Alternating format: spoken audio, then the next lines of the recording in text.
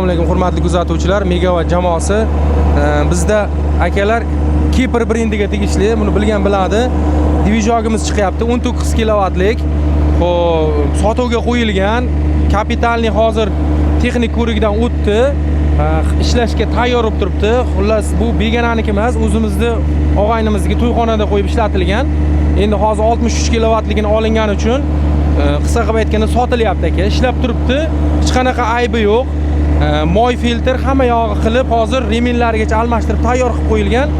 Kimga kerak bo'lsa, aloqaga chiqaverasizlar. Kipr brendiga tegishli bo'ladi. 19 kilovatlik. Yili ham unaqa eski emas. Bemalol aloqaga chiqaversalar, narxi ham unaqa qimmat emas. Garantiyalari bilan hamma yog'i bilan qilib beramiz.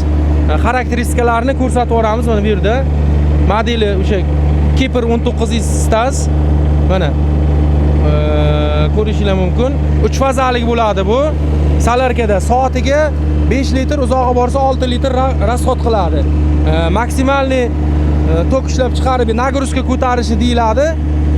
Soatiga 16 kilovat bemalol nagruzkani ko'tara oladi. Kimga kerak bo'lsa, aloqaga chiqaverasizlar, bemalol qilib beramiz kelishtirib narxini. Ishlarini ham ko'rsatavering. Mana ko'rishingiz mumkin. Motorini ham ovozli eshittiramiz. Dizelli motor bo'ladi. Kimga kerak bo'lsa ishlashlari. Hech qanaqa tutab yoki nimadir qilib ishlamaydi bu. Bu tomonni ham ko'rsataylik.